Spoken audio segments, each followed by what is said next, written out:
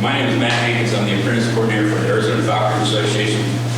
What that means is I try to help people who are looking for a sponsor find a falconry sponsor to help so that they can be a falconer apprentice. And so I tend to be kind of the front line sometimes when people have an interest in falconry, then they send me an email and then I answer the email. I love talking about falconry. It's a fantastic sport, and so just anybody with an interest, I'll talk to them about falconry. And so I've been wanting to do this workshop for a while. We have this workshop every year, but I have some specific thoughts that might not necessarily have been brought up before, but it's good things to think about, and how to be a falconer. And so I titled it, How to Be an Apprentice Falconer, because to me there's some very specific things that you should know about being an apprentice. So let's talk about what is falconry. Let's see. Here's what is falconry. So falconry is the pursuit of game animals with a trained raft. That's what falconry is. Now, it's very ancient. It goes a long time ago. It was popular in medieval Europe about 500 years ago. You know, when Shakespeare was writing his plays, he put the falconry terms in his plays. He made up some words like hoodwinked and under my thumb and wrapped around my little finger. Those are all words that we use today that came from falconry. And we don't actually know that Shakespeare was a falconer, but it was a popular sport. You know, today if you said, they tried a Hail Mary pass in the fourth quarter and it was incomplete, you know exactly what I'm talking about, because we all know the NFL. Well, back then, if you said it was a long slip and she misfooted it, then you knew what they were talking about too, because falconry was that popular.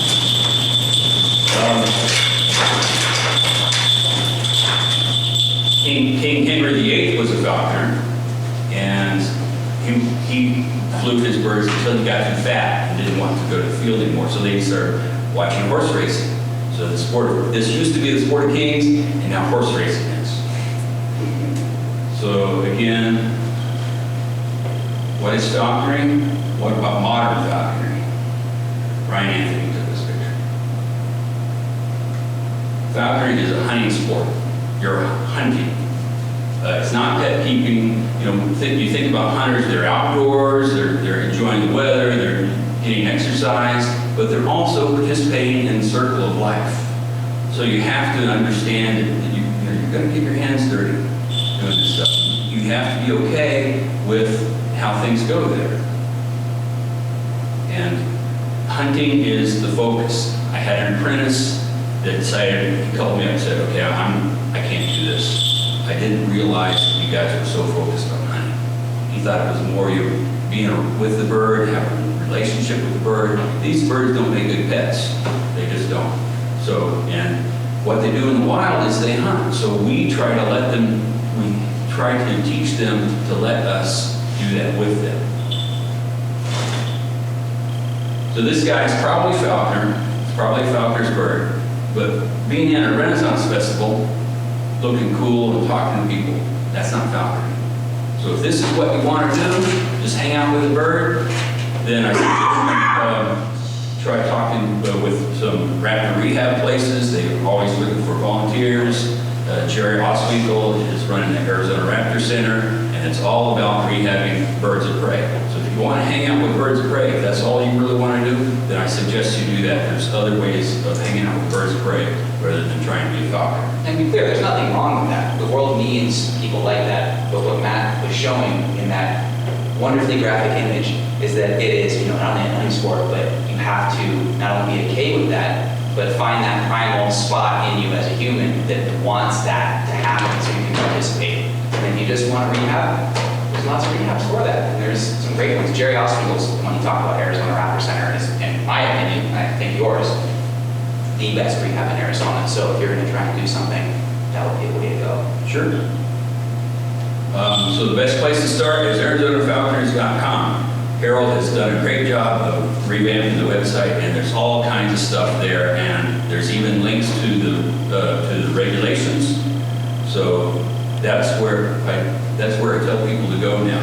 find the regulations. Go to the ArizonaFalconers.com website, and he's done a lot of the good things with, how to be a falconer, what is falconry, and so there's some good steps in there. We're going to parallel a lot of that stuff today.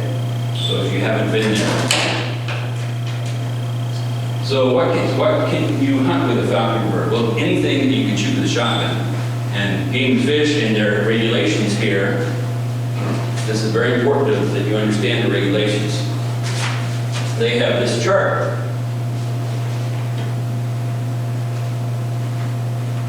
Oh. So anyhow, here's right here. So there's blue grouse, but not bobcat. Checker partridge, yeah, coati, look at that. You can hunt falconry, you can hunt coati with falconry. Cottontail rabbit, of course, coyote, no. Crow, yes. Starling, yes. Foxes, no. House squirrel, yes. Jackrabbits, yes. Pheasant, yes. Quail, yes. Raccoon, no. Ringtail, no. Rodents, yes. Skunks, no. Squirrel, yes. So you can hunt a lot of things with a falconry bird. Now, different birds are good for different things. So if you want to hunt ducks, a falcon is good for ducks. Generally, the apprentices don't get to fly falcons, but Harris hawks and red tails, that's the next slide. So this is the birds that falconers mostly fly. This is just a generalization of different kinds of birds. That Popular birds too. Popular birds, falconers do fly, and a lot of these are for general falconers. So what birds do apprentices fly? Well, the mighty red tail, and the Harris hawk, and the kestrel. The kestrel is really difficult because they're so small, you could easily starve them to death. They need a lot of attention. Yeah, people recommend them because they can't hurt you, right? At worst, you're going to get a little scratch or a poke compared to some of these bigger ones, but like you said, it is a very difficult bird to contain well, and it's just kind of a vestigial bird of the apprentice process because no one cared about kestrels. Their population wasn't threatened, and so they're like, okay, well, people start with one of these, and if they screw it up, whatever, it's just a kestrel. That's not a great attitude, but we still have some states that are like that. So how much time does it take to be a falconer? A lot of time. You have to be kind of committed to this, that this is going to be something that you're going to have to do a lot. So when you're flying your bird, you're going to fly it as much as possible. And we recommend a minimum of 3 times a week, minimum. And that works for me. I'm still working, so but I'll get home and I have a field close to the house. So then I'll take my bird flying in the afternoon for about an hour, 2 or 3 times during the week while I'm working. And then on the weekends when I have more time, I drive further and hunt longer. That's why we go to Casa Grande on the weekends, because there's better fields out there and they're bigger. So there's a lot more rabbits and I can spend a lot more time, a lot more game out there. And we just have an awesome time. That's a shot from Casa Grande there. So how much does it cost? Well, it costs some money, especially initially. The Muse, it's a shed with bars and windows. That's all it is. It doesn't have to be really fancy, but it's going to cost some money. And then the telemetry costs some money, especially the receiver. The transmitter, the piece you put on the bird, costs about $200. And then for the receiver, costs $400. It's like that. And then you got to think about food for the bird, where you're going to get the food. A lot of people go out and shoot the food. If you're going to shoot, then you've got to think about non-lead ammo. Some people buy quail. There's breeders who raise quail specifically for falconry or zoos. And then some people decide to raise their own quail. And that's a better way for them to do it. And there's economical approaches to all of these. It's just this is what ends up happening most of the time. So you talk about buying food, you can go out and shoot it, or trap it. For example, that's what I do is I trap Eurasian collared dove because it's an invasive species and we're allowed to do that. The Muse, if you're going to build it, it's going to cost you $500 minimum, like you said, but you have a shed and you can convert. You've got a situation that'll work. You can, finagle a little bit, but this is the average minimum.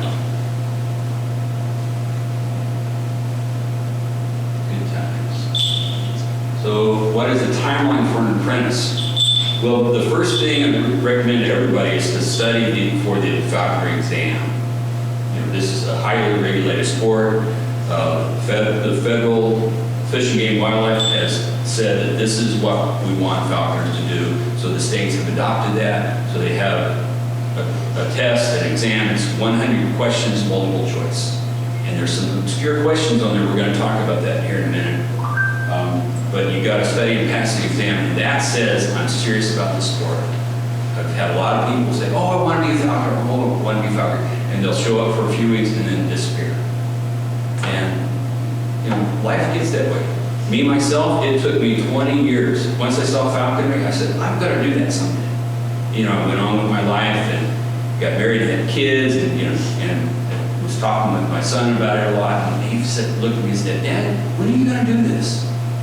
So that's when I really got serious about it. I looked at my life and everything was good. I didn't have to worry about things. I didn't have to work overtime to pay the bills. I thought, now's enough time to do that. So I went and passed the exam and then started looking for a sponsor.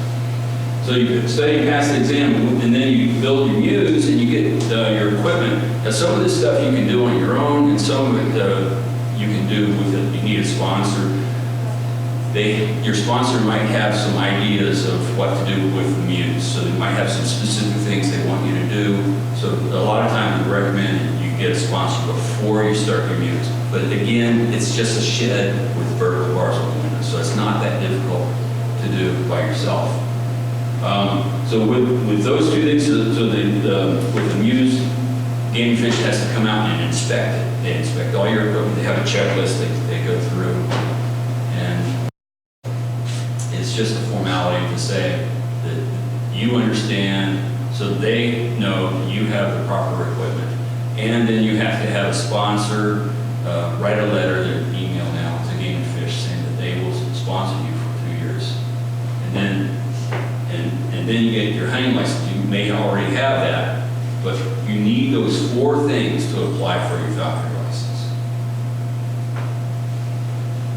How do you start? Well, these are some books you can study to pass the exam. The California Hockey Club Apprentice Study Guide over here in the corner. That's one that most people recommend for studying for the exam. It helps a lot of people. It's not the best book on falconry. It's the best way to pass the exam. What did you say? I said it's not necessarily the best book on falconry. It's just the best way to prepare for the exam. Yeah. So this is my favorite book here, Red Tail Hawk. And he goes through everything here. There's a lot of good stuff in here for passing the exam. Part of the exam talks about medical issues, and this book talks about that, the different things you can, the different medications. This goes in and out of print. When it's in print, it's $50 to $80, but when it's out of print, it's $300 a month.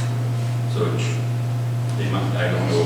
Sometimes there's an ebook too, and then it's only $7.99, but I don't know why. It must be a publishing problem. But. So I forgot about this. I would recommend one of the first things you do is buy some binoculars. You know, not the cheap kind. You need something, you know, I would recommend $100 and then drive around and look at the birds you see on the poles and pull over and look at with the binoculars, and then use an identification book so you can see what you're looking at. I was amazed when I was looking for my red tail, and I was doing that, and I saw peregrine falcons. I didn't know I could actually see them, but they're there if you just go out and look. Go out one day with a pair of binoculars and an ID book, spend a couple hours, and you'll be amazed what you can see. Matt, I had a question. I can look later. I was just wondering if you could tell me the author of the Red Tail. Liam J. McGranahan.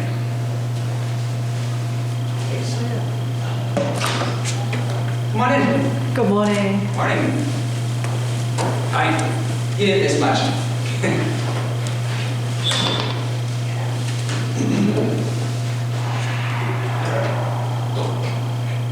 So once you think you're ready for the exam, then you call the falconry coordinator of the region that you're living in, because we're talking about Arizona. But all of that information is in the falconry packet that the ArizonaFalconers.com should should send you to for regulations. There's a list, I think it's 5 or 6 articles that are part of these steps that says, so you want to be a falconer? And you can click through those and it takes you through the resources you need. So when you take the exam, I've been told that there's 4 different categories here. Your falconry terms, some medical, the questions are not worded very well, but you just have to pass the exam one time. 80%. Yeah, 80%, good. I got an 84. Should have got higher. But what I've been told is that the biology is the hard part. That's the part that most people don't study with. That's where you need some books like this, Life Histories of North American Birds of Prey. It just talks about all the different kinds of birds and what they do and their lifestyle and where they live and what they eat and all their color variations and everything like that. It's not very easy reading and you probably won't remember stuff. And always one of the questions on the exam is who wrote this specific book? And that book is a lot of times one of the questions. Who wrote this book? And there's Arizona specific stuff. Obviously the regulations being Arizona specific because they're different per state, but even the biology, there are Arizona specific birds that, when we mentioned earlier that California Hawking Club, the study guide is the best resource. It's the best resource for California 100%, but it's also the best resource nationwide because they did such a good job putting that together, but it is California specific. So you have to take that with a grain of salt when it comes to the regulations and it comes to birds, because they're not going to talk about zone-tailed hawks. You know, I think, are Swainson's hawks in California? I don't know. Yeah. So you do need to make sure that you do have Arizona specific knowledge. And that's where I screwed up, because I thought, you know, oh, I got that guide, I'm covered. And then I got to take the test and I'm like, I don't know this, because it wasn't in the books. So Arizona specific. So this is a question that I missed on my exam, and I remember it. And like I said, they're poorly worded. Who thinks they know the answer to this question? How many clutches does a red-tailed hawk have? A, B, C, or D? I'd say A, but that's what those C and D are really weirdly worded, like you said. Like, what does that even mean? 3 on each wing? What? So the key here is, what's a clutch? What do they mean by clutch? Clutch egg. Yeah, it's a group of eggs, and to me that's a strange word. You know, even in look at some of these books, they don't talk about how many clutches of eggs a red-tailed hawk has. Now, so you can throw out C and D, right?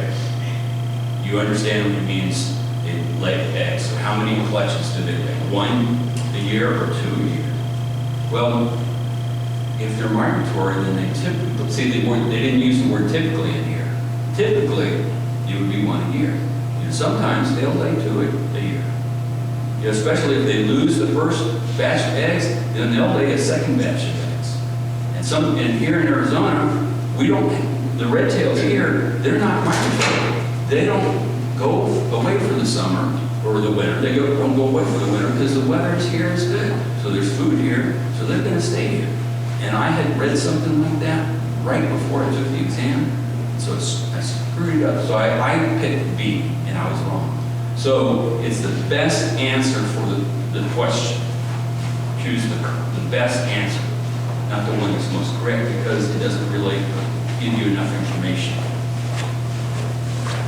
But all the questions are like that. They're worded poorly, and you just have to try to figure it out. So the muse, this is a really nice muse. You don't have to build that. But this is more, this will pass the inspection. It's probably not going to last very long with that particle board there. If it gets wet, it's going to fall apart. But it's got everything you need. So that probably is a $300 use. So to find a sponsor, now this gets kind of tough to find a sponsor. But the best thing to do, this is the best thing to do, is find a falconer who lives close and make friends with them, and then be in contact with them a lot. And text them during the week and say, hey, can I go with you on your hunt during the week? Where are you going? And go with them as much as you can. You can talk to them, you can ask them questions, you can watch the bird fly, you can see what the sport is really about. And they will see your commitment. They will see how much you are wanting to do this. And because you're showing them your commitment, then they should at least help you find a sponsor, if not sponsor you themselves. I'd like to say something. Matt is very passionate about sponsorship. You know, there's a reason that he's the sponsorship coordinator. You know, and you're welcome to tell your story of why. But what he does is take everyone out that wants to come and meet him hunting and try and get them to understand this process. And that's not something he's paid for. It's not something he'll ever get any rewards. And if he does take someone on as apprentice, that is 2 years of work he's now putting into that person for no reward other than the reward in of itself. And so that's why it can be difficult, and why he brings these things up, is it's just worth noting that we're not required to sponsor anyone. We should, because we had to have a sponsor at some point. And it's just, I want to make that clear, because a lot of people walk in with the expectation that they're guaranteed a sponsor, or they're guaranteed a sponsor near them. And a lot of the time that's not the case. Even if you're in a big metropolitan area, it can take you a long time, like it took with Matt. It took me over a whole year to find a sponsor. I passed the exam, I was going to all the club events, I was in contact with the officers of the club, and no one would even help me find a sponsor. It just wasn't something that the club was interested in doing at the time. They were focused on other things. And that's not us now. No, We're that's trying to not be us. better, but Yeah. just be prepared for that possibility. You know? So in doing this, I would want the club to be better. I want us to be friendlier. I want us to be more welcoming to people than it has been in the past. The important point is, at the end, pay attention and imitate. You know, if you're lucky enough to have someone take you to the field, watch what they're doing and say, okay, I'm going to do that. Like I like to say, notice the kind of clothes that they wear. If they wear a bright red shirt, then you should wear a bright red shirt. But typically, bright red colors are not good. You know, you're out hunting and the birds look at red like it's meat. Now they understand that a red shirt is not meat. I don't know, we'll see. We got one right here. But I have heard some people say, if you wear red shoes, my bird's going to attack your shoes because they think it's meat. Well, there was that bird up in Scottsdale. Yes, there was a Harris hawk in Rio Verde that we got multiple calls about that was dive bombing hikers.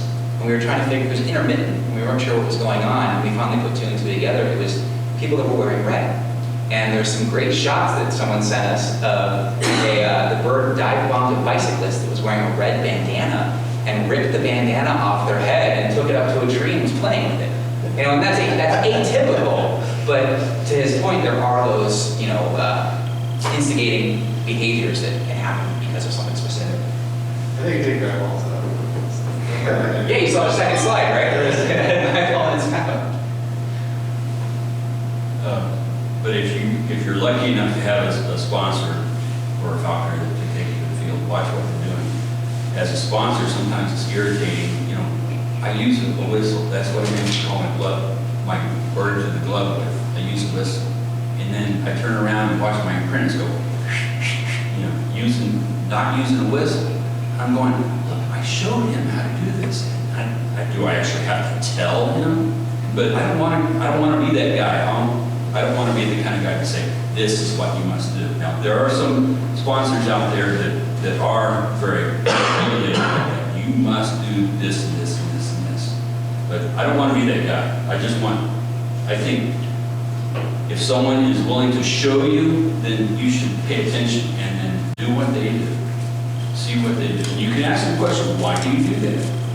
But why do I go use a whistle? Well, because I can't whistle very well, and sometimes the bird is 500 yards away, and this will reach there. She can hear me, unless the jet is going over. She can hear me, but if I try to whistle with my, she's not going to hear me. So,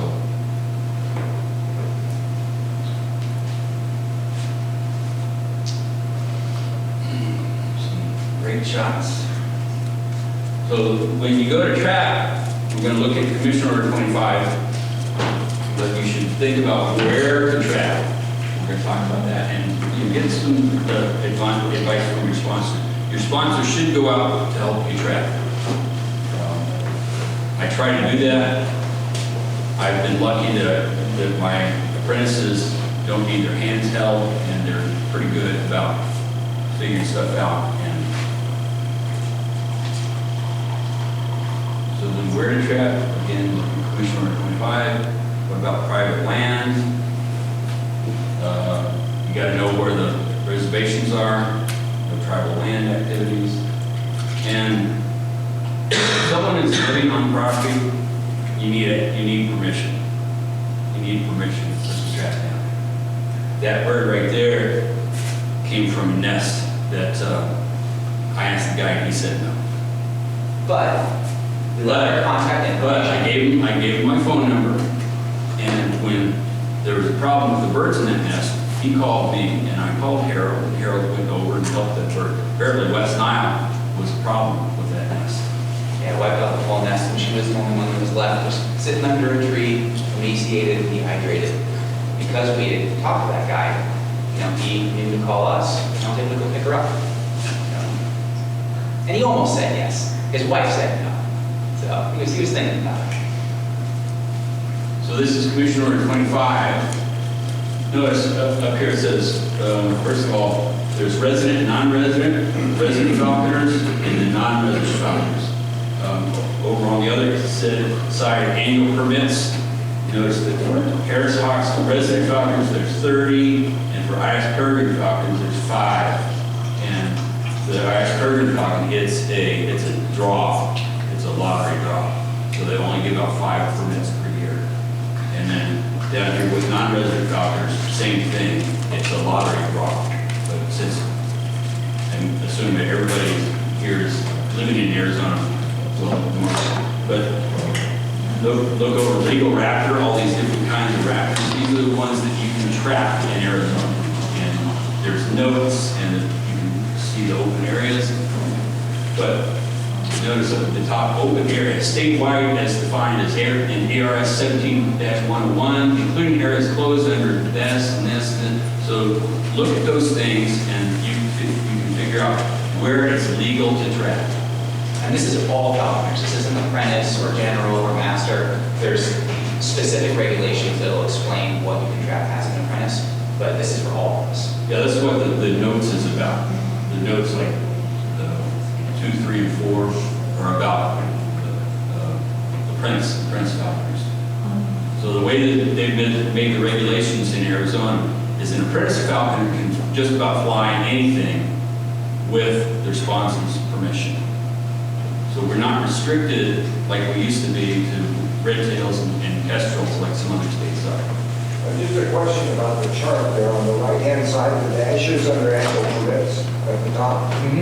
What does that mean? What is the dash? If there's no dash, it just means that there's no limit on that. If there's no number in there, there's no limit. Right, but if there is a number, so they only allow 30 Harris Hawks to be trapped a year by resident, and they only allow 10 out of 10 by non-resident. So if there's no number, there's no limit on it. Okay. It's just not written legally as a limit. Yeah. Where with this, for example, you can call a 1-800 number and find out how many permits are left. So you're not out there trying to trap a bird, and it turns out that you can't. But I've never heard of this quota being hit before. Yeah, it's an annual quota, and it's in this is a like a 3 or 4 page thing, and this is just a chart that comes on Commission Order 25. But there's instructions, like I said, there's notes. The notes are down below this chart, and then non-resident falconers, it tells you how to apply for the draw. There's instructions there for apply for the peregrine draw, and also the Harris Hawk take. And it does say that there's a Harris Hawk hotline that you have to call before you trap to make sure that the 30 bird limit has not been reached. But it hasn't been reached, and it's every year. It's January through December. The 2020 chart does say call the number. Awesome. Yeah. Just another quick question, I noticed the great horned owl up Mhm. there. Do many falconers No. end up with the great horned owl? It's very unusual, isn't it? It's unusual as a falconry bird, and it's people who are either gluttons for punishment, or they want a unique experience. And so, when you hunt, it's a nocturnal bird, right? Yeah. And so there's lamping and people using night vision or infrared goggles, and you're like, okay, you're bored with these guys, try something else. But there's things on this list that aren't necessarily common, like the western screech owl. We have worked over time to try and expand this list as much as we can, because, just when any government, you give them an inch, they take a mile. And so, technically you could hunt a western screech owl, but we just wanted to make sure if there's not a biological reason, why we're not able to hunt that bird, we like that bird on there, and we're constantly trying to add species to this list. Yeah, cool, thanks for that. Yeah. These are a perfect example too. Let's see, when you were first into this, were people flying Harrises? Yeah, people were flying Their Harrises. license, I know they work with. You said, like when you get the red tails, so a while ago, for the longest time, everyone looked at Harris hawks as buzzards. This was not a traditional falconry bird because it's in America and everything, but it was just a buzzard. They called them bay-wing hawks. And no one ever thought about it until people started trying them. And right now, this is probably one of the most prolific falconry birds in the world. And we wouldn't have known that unless someone had tried it. And so that's why we try and expand the list, because maybe a Swainson's hawk is a great falconry bird, maybe a gray hawk's a great, or a zone tail, or a black hawk. So we'll see. It's an evolving sport. Traditionally, it was just goshawks and parrots, and that was really mostly it for a long time in human history. Yeah, that's a good point. There are some states that do have, like Texas, I've heard that in Texas, the regulations are very light. It's more about what you can't. They say these are the birds you cannot have, and everything else is open. So if you want to fly a caracara, in Texas you can go trap it. And supposedly you can drive from Arizona and go there and trap and then bring the bird back here. I found that out. So Texas is the opposite of us, where they have a list of no versus our list of yes, but that's only for residents. Oh. On non-resident, it's a list of yes. Otherwise, I already be there. Oh, okay. I mean, an elf owl or something weird like that. So. But they have their list of no is based on biological reasons. So there's a very limited population of model falcons in both Arizona. It's almost non-existent in Arizona, but in Texas it's a very limited population, and so you cannot trap an model falcon in Texas because of the biological reason. And I think that's a great attitude. If there's a limited species, or they're endangered or protected or threatened, okay. But if they're not, what we've been doing for thousands of years, and we're going to have a statistically negligible impact on the environment. I noticed no golden eagles on the list. Is that something Arizona's not? Correct. People do at all? Yeah, so that is it's a complicated story of where we are with golden eagle take right now. We lost it for a long time. We're slowly getting it back. There's 2 states that have opened up. I think it's either 2 or 4 a year. They're testing on a program, but that's a federal take bird. It's not state specific, and they're bringing it back slowly.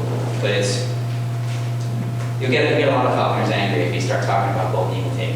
So.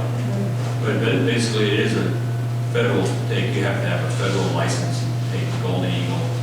Okay. And one of the requirements is you must be a falconer for 15 years, and you must have documented experience with goshawk or Ferrugin's hawk. And letters of recommendation from other falconers and vets and things like that. You have an eagle permit that's very specific. So it's not just about being a master falconer. You have to have that federal eagle permit, and then also have a state that lets you trap that bird. So right now we're at the point where I think it's only Wyoming and Montana that are bringing the program back, because they have tons of them. There's depredation issues and there's the wind farms and everything, but it's a sticky situation right now. We're just trying to play it safe. Go ahead. What about other eagles besides golden eagles? Well, all we have in the U.S. is bald eagle and the golden eagle. I mean, there's migratory birds, obviously, that are going to come through flyways, but those are the only serious populations we have. You cannot trap a bald eagle under any circumstance for falconry, and you shouldn't want to because it's a terrible falconry bird. It eats fish, and it wants nothing to do, there's no way for us to get into that relationship. It's kind of like an osprey, where we can involve ourselves in jackrabbits and quail and dogs and all that stuff, but how do you help an eagle catch a fish? You know, but yeah, it's not a falconry bird no matter what. They have display birds and education birds and things like that, but the only eagle that's relevant in the US is the golden eagle. Other countries have all sorts of cool stuff, and there's tawny eagles and steppe eagles and hawk eagles. And Are you able to get an eagle from another country to the US? yes, it's very complicated. There's an import process, and it runs through an international program called CITES. And you know, there's quarantine procedures, and it's tons of money. You need to be at least a general falconer in order to actually purchase a bird anyway. Apprentices are only able to work with the wild caught passage birds those first years. But you know, there are people who do it. It's usually independently wealthy people, or you know, people that have been doing this for so long that once again they're bored with what we have here. Something new. You know, and Jerry Osmond, the guy we talked about at Arizona Raptor Center, not only does he have 2 gold eagles, but he's got an ornate hawk eagle, and he's working on hybridizing that with a crown eagle that someone else has to build the hybrid that no longer is MBTA, and you know, it's something to think about in 5 years, basically. But yeah, it's possible, and people do it. Just the import process is just a nightmare. I wonder if he's going to be down at the wedding yard with his birds. Probably. I know he's gonna get the barbecue, so. That ornate hockey eagle is a beautiful bird. Oh, Very yeah. beautiful bird. Gorgeous. So with his golden eagles, is he allowed to take bigger game, or is it just like bigger, slower bird than jackrabbits?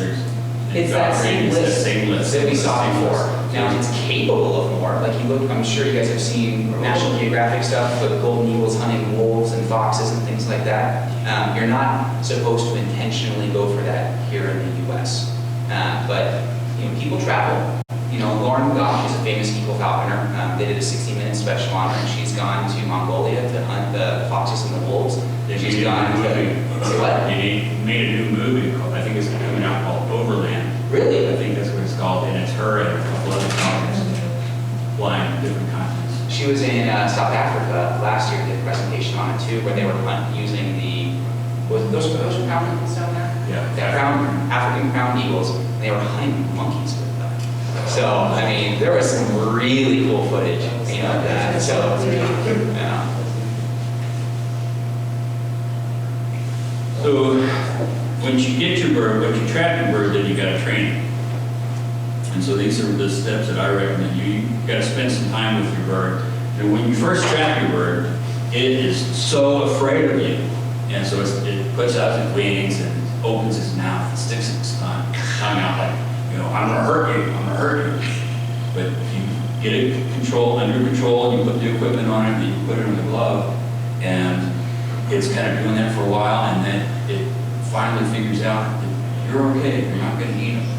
So then they calm down, you spend time with them, and they get to know you a little bit, and at some point, I like to say that their fear is up here, and their hunger is down here. The more time you spend with them, their fear comes down, and the more time goes by, their hunger goes up, and at some point, their hunger overcomes their fear, and then they'll bend down and eat food off the glove. Exposing the back of their neck, which is just like, every instinct is telling them don't do that.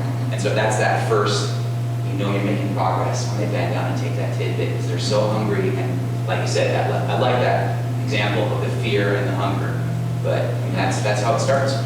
And the more that you do that, the better it gets. So it's bend down and eat off the glove, and then it's hop to the glove, so you put the bird here on a perch, and you just have them step up for food. And at first, that's a big commitment for them. And then they finally figure out, oh, this is cool, this is what we do. And then 2 feet, 4 feet, you have them on string the whole time, you go across the living room, then you gotta go outside. You put them on a prance, which is a long string. I like to use kind of a dog run thing with a ring on the string, so back and forth. And once they're going 50 yards immediately, then you're pretty good to go. Now, some birds can achieve that pretty quickly, but what I like to recommend for my apprentices and what works for me is 4 weeks. 4 weeks off the trap. He told me to, and I lost my bird because of it. Yeah. She needs to eat anyway, so I figured I'd give a little visual while you're talking about that. I've only had her for a week. So it's that same process. She knows I'm not trying to kill her, but she's not convinced that we're buddies. Not that she ever will be, but she's not flying to the glove, but she knows food, and it's close, and she's thinking about it. And so you're just patient, you get those short little hops, and then the longer you spend time with them, the longer those hops get. And when Matt was talking about the Koreans, that dog run, that's an invaluable tool, because then you can get very far away from that bird, but they're not dragging a string or a leash that distance. Some of the old methods, they just have a leash on it and they tie a weight. So it has to work hard, but it can't really get away. The dog run makes a ton of sense, and you can get 50 yards on one of those things very easily and know if your bird's going to respond really well.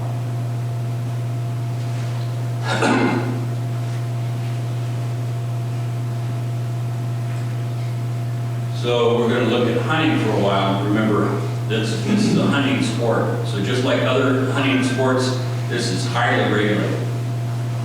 So we're going to look at the Commission Order 12. But some just general tips. I've seen other people in the field, and they've got the bird, and they're just blasting through the field, trying to get from one corner of the field to the other as fast as they can.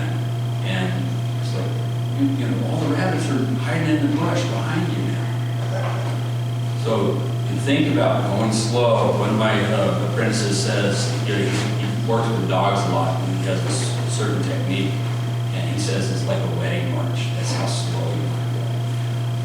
Maybe not that slow, but pretty close. But I finally timed it. I like to go off from the field for about 2 hours at a time. And I went 3 miles in 2 hours. So that's not very fast. It's a whiny 3 miles too. And when your bird catches a rabbit, you control the rabbit. Then the bird, you have control of the bird if you control the rabbit. I've had apprentices that have lost birds. I had one experienced falconer come out to the field with me, and his bird caught a jackrabbit. He pulled out his knife, stabbed it a couple times, let go, and the rabbit jumped up and ran away. And we couldn't find it. And if he had just kept his hand on the rabbit, everything would have been fine. It was really strange. So keep control of the rabbit and everything will be fine.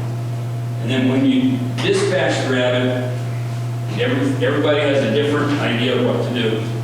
What I've found the easiest thing for me is I'm left-handed, so my glove is on my right hand. So I put my fingers on the rabbit's neck, just behind its skull, and I tilt its head back just a bit, and then I yank on the back legs, and then I can feel the vertebrae separate.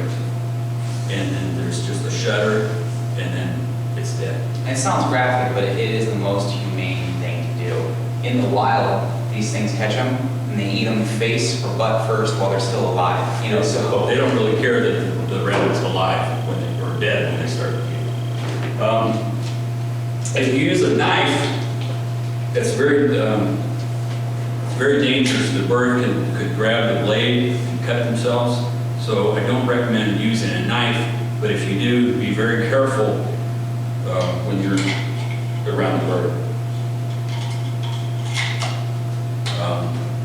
Some people use the dispatch spike. It's like an ice pick. sharp screwdriver works. Good way to just poke in the back of the head. And I like this because you can then push all the way to the ground and secure the rabbit to the ground. Some people use a dispatch bolt that's made for dispatching small game. People have found it like on survival gear websites, and it's a canister, it's spring-loaded, but it has a little bolt about that long that goes up into the canister, and then you can just put it up against the rabbit's head and push the button, and this bolt jumps out. And it's a quick, clean way to dispatch them. And then we can try to use the word humanely when we talk about taking the life of a prey species. In my opinion, that's an unnecessarily complicated and heavy tool to carry around when we already know we want to get hands on the rabbit, especially when it comes to a cocktail. There's not much holding the neck together. I mean, that's very easy. And once you do that, they don't feel anything from the body down anyway. So, I mean, that's something you have to get comfortable with. But I personally think that's about the best technique when it comes to cocktail. You just, and that way you know, even with the spike, you might slip or you poked it and still got away or something like that. It just introduces error, human error potentially. But everybody's different. There's all kinds of different ways to do these things. And so I'm trying to show you some different things so you can think about them. A lot of the stuff that I'm talking about today is the way that I do things. It's not the way that everybody does things, and that's fine. That's one of the cool things about the sport is that it's not exactly all the time. Everybody's a little different. So would you guys maybe recommend that people who have never or didn't maybe get an arrow rifle and try and see how they feel about killing an animal before getting into a hawk? No. I was a person, I was not a hunter at all before I became a falconer. I was fine with everything, I just had never done it before. And my sponsor, I was talking about Jerry with a ornate hawk eagle, that bird was the first falconry bird I saw catch game. And I had just met the guy who was going to sponsor me, and he said, Matt, get in there. He wanted to make sure that I was okay because they just gutted the rabbit, and he wanted to make sure that I was okay with the blood and the guts and everything, which was fine for me. But you don't have to be an experienced hunter to do this, but you do have to understand who you are and be able to cut up mice or dispatch a rabbit or gut a rabbit or whatever you need to do to understand it. Dealing with the circle of life, that's the way it is. Well, something I like to bring when we talk about that stuff is that who we are right now, this whole human experiment, it's 200 years old. For the last couple million years, we've been killing stuff, no problem. We've been providing for our families. We've been raised a little differently, but we still have that in us. And it's, yeah, you can have an adverse reaction at first, but it's just about getting comfortable with it. It's not an alien concept, and we all have the capability. It's just, and I think a good reason to do it makes it a lot easier too, because you're not just out there shooting a cottontail and watching it thrash and seeing if you're okay with it. You're out there hunting and you're feeding an animal and being part of that circle of life.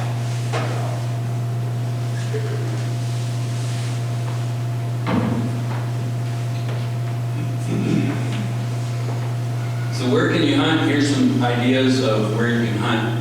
Again, this is from the regulation book. I think everybody needs a copy of this.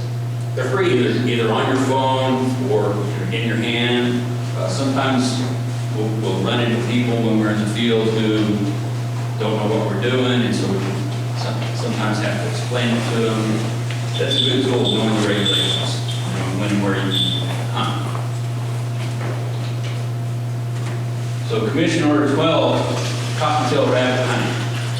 So notice it says limited weapon shotgun shooting shot cottontail rabbit. Open areas do not include areas within municipal parks, blah, blah, blah, right? But falconry only, open areas include areas close to hunting, but do not include areas close to hunting under this or this or this or this. So basically this is saying we can hunt where other people can't. Now just because we can doesn't mean we should. Hey, don't go to a playground and kill a rabbit. That's something that you should think about. I did have an apprentice who took a duck where he shouldn't have taken a duck and caused a big ruckus. So think about those things before you take the bird to the field. While we're talking about this, we had said that falconry is hunting. Well, if you go to a field you've never gone before and there are no rabbits there, there's no game in that field, then you're not really holding up your end of the bargain. You're trying to get your bird to be successful hunter. But if there's no game there and you take your bird there anyway, I've done it too, but it's not the best experience. Then I end up feeling like I didn't hold up my end of the bargain because I'm trying to provide game for her to chase, And if I take her somewhere where there's no game. So it's very important to scout the fields before you go. So you know where to go. And that's a good way to know whether it's a good field or not. Maybe there's stuff in there that's not good for your bird. And by scouting the field, Barbed wire, snakes, there's weird stuff. But you should be enjoying the outdoors anyway. Get out there and check out the field. Your sponsor will help. Obviously, they're gonna take you to some fields that they know are good to get your bird going. But as an apprentice, you should start trying to find your own fields too. so I'd like to tell people a 10-minute walk. If you see some game in 10 minutes, that's good enough. I'll go fly my bird there. Again, notice that the open areas and then the season. Season is year-round. A cocktail. On a cocktail. Season is year-round on cocktail. Not year-round really, but it's those days. Ends June 30th, but it starts right about July 1st. But we typically, I fly my bird October, November, December, January, February, March. And then it's too hot. Snakes too. We start seeing snakes because the best hunting hours for us are in the early morning, and that's when the snakes come out. And not only is that potentially dangerous for the bird, it's potentially dangerous for us. Because there's no such thing as snake-proof pants, no matter what any manufacturer tells you. You don't want to be out in the middle of nowhere and get bit by a rattlesnake and have that be why you die because you were doing something stupid. Look, there, you can do pheasant. There's falconry only pheasant. It's the same thing you can hunt where other people can hunt. Notice that there's a season of September 16th through February 9th. Did you talk about lead? That affects the field and the game too. It's very important. That's a good point. So when you are hunting in an area where you know other hunters have been, people who are shooting shotguns and stuff, You'll see the shells on the ground. then kind of be suspicious of the aid that you catch. You might have some lead in it. So a golden eagle, if it eats a single lead BB, it can die from that lead BB. So us, we're going to pass that. Our digestive system will get a little toxicity, but we're going to poop it out. These birds, their stomach acid is 7 times stronger than ours, so they can digest bone and teeth and, well, not completely teeth, but stuff that we wouldn't be eating. They'll digest the entirety of the lead, they'll go into their nervous system and kill them. So you can hunt cottontail, and pheasant, and quail. Look, there's falconry only quail. Now, Harold helped me put these pictures in here. But here's the, thought I had it in here. But this is cut off down here. Oops. Because there's another line down here for another season, and it goes longer, but it's only in the metro areas, 25M, 26M, and what's Tucson, 1-8 or something like that. It's only in those areas. But again, open areas include areas close to hunting under that, so you can hunt quail where other people can't. And that's a good idea where and when people can't, just like you're talking about lead. It's very possible and in some cases common for someone to take a shot at a quail and they just barely wing it, right? That quail didn't die, it's got a lead BB in it somewhere, your bird catches it later, you let it eat up on it, it's a dead bird. So, And then here's other birds and mammals. You notice over on the right there, starlings and sparrows and crows and coatis and prairie dog. You can hunt prairie dog with falcons? I didn't know about quad. I mean, I've read these regs, I don't even know how many times. I'm not sure I go after them, but it's kind of cool to know that we can. And then the next one down is where the jackrabbits come in. So it says all of the mammals except game mammals, which apparently they don't consider jackrabbit to be game animals. Or fur-bearing mammals, apparently they're not that either. So you can't, that's a list of the stuff you can't. Notice you cannot take a jaguar with a cockroach bird. But notice the season is year-round. Can I ask a quick question? So the house sparrow and starling are invasives. reading that right, you cannot hunt house sparrow and starling in a national wildlife refuge, even though they're invasive. It's really confusing, like you'll notice that there's some contradictions, like we just said that you can hunt the coati, but it actually says except, and coati's on that list. That's because this is talking about the year-round in these areas, everywhere. So it's gonna mention exactly where you can do this. You can hunt the coati, but it's only in these areas, and it's only in this season, and it's only always excluding the national wildlife refuges. So if I remember correctly, that phrase used to not be in here, excluding natural wildlife refuges. What the phrase was, it was down in the notes, and they said something like, each wildlife refuge has its own regulations. So you have to, so that you give the number. So, like I had bought a book, there was like Arizona, a guide to Arizona wildlife viewing, and I looked at it, it had an index. So I looked in the index, and it said antelope jackrabbit. And so I listed the place to go. One of the places to go was Buenos Aires Natural Wildlife Refuge. So I looked up the regs, found their number, I called them, hey, can I come hunt the antelope jacks there? Oh, no, you can't. But you can come hunt the coyotes. We have so many rabbits that we have a coyote problem. We have open season on coyotes, but you can't hunt the rabbits. So then they decided, see, this is falconry only. Buenos Aires Natural Wildlife Refuge, they are taking care of an endangered species, a type of quail, and they do not want you to accidentally catch one of their quail. Which does happen. Your bird doesn't know the regs. And if it sees something it thinks it's gonna take, it's gonna go for it. So I think they've had this discussion and they've decided that falconry is too big of a risk for their quail. We're just going to say falconry cannot be done in wildlife refuges. Okay, well that's not very much space, so we'll go somewhere else.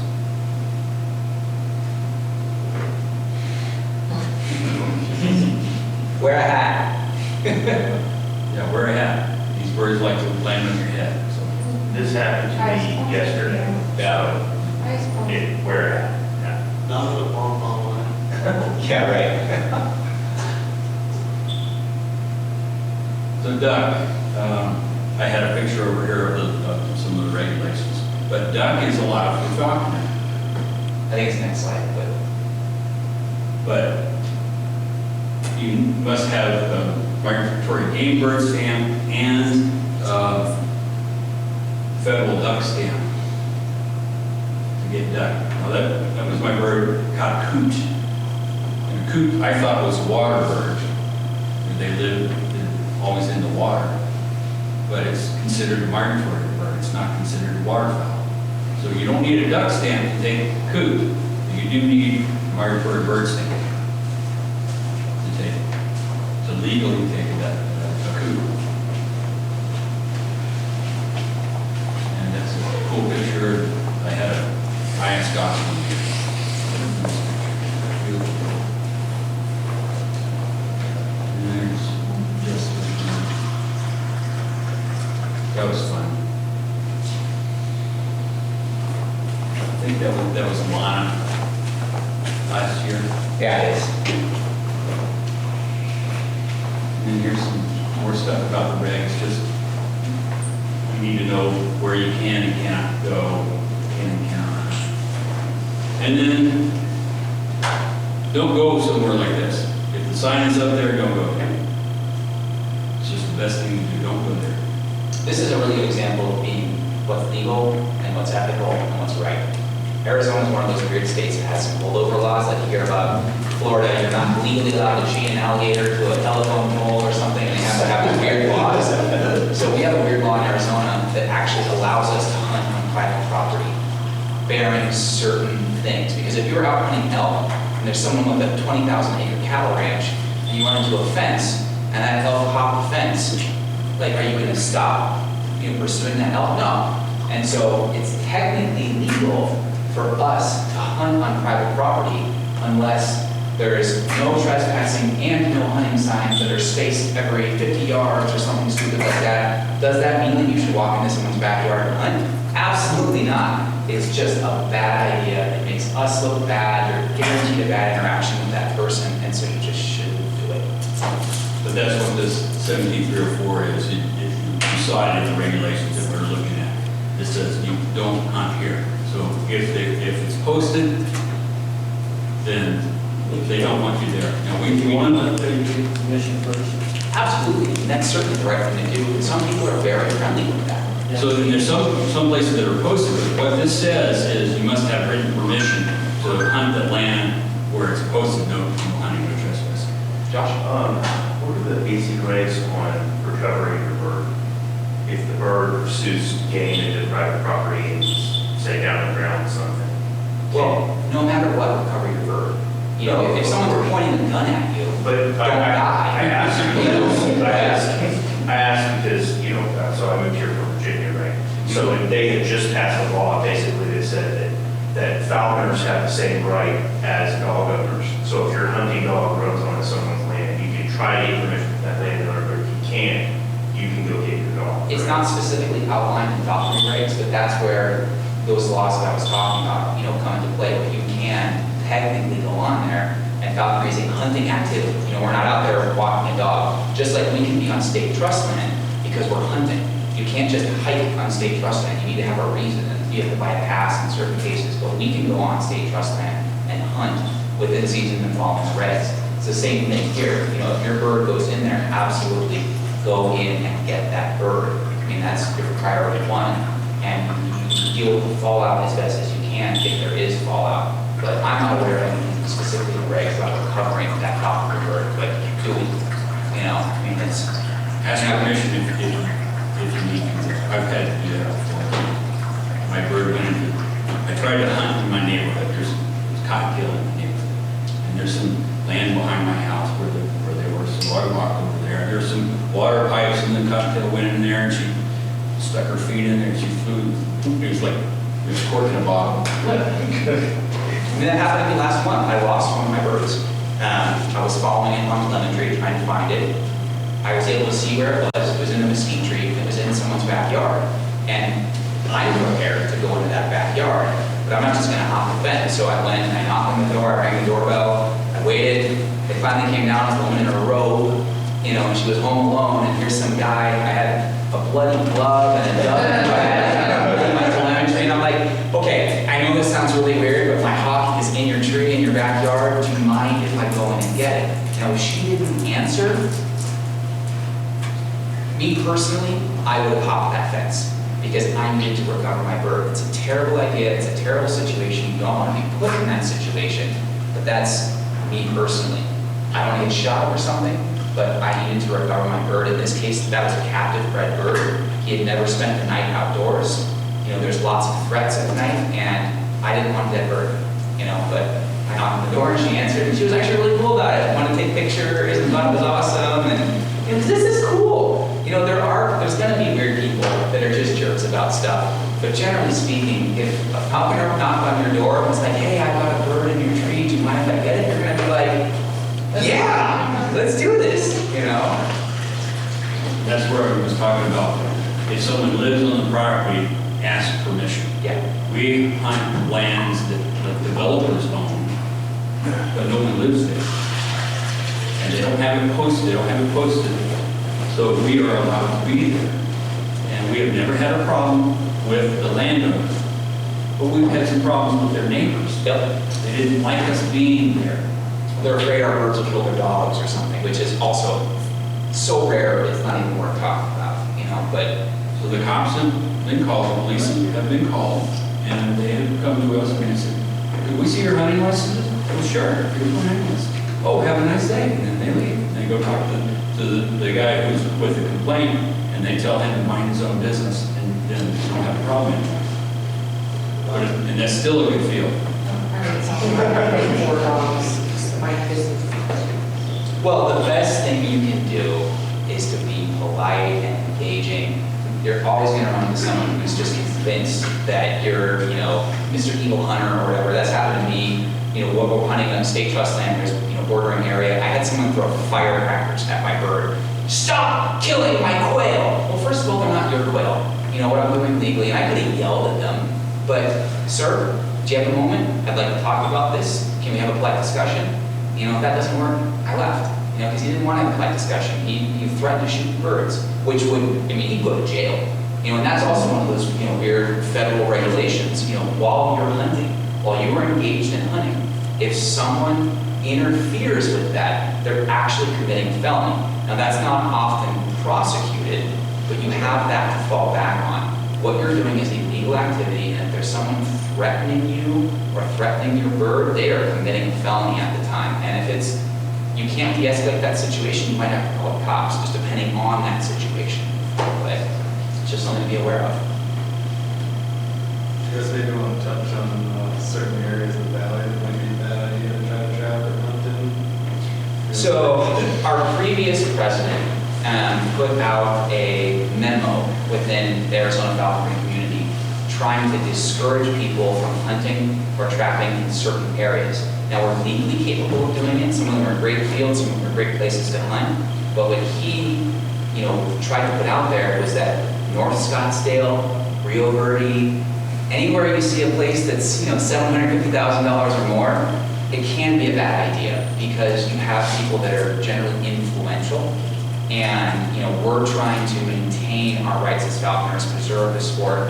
And if, you know, you ended up hunting in someone's backyard that was the son-in-law of an Arizona senator, that could start off a chain of events that leads to poor interaction with falconry in the future.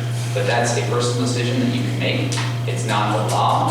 We're not saying you can't do it. And it's just one of those generally good ideas. If there's other fields, fly other fields. There's no reason to fly next to, you know, some $3 million mansion and then have some lady freak out at you. But it's not the law. You gotta find that balance yourself.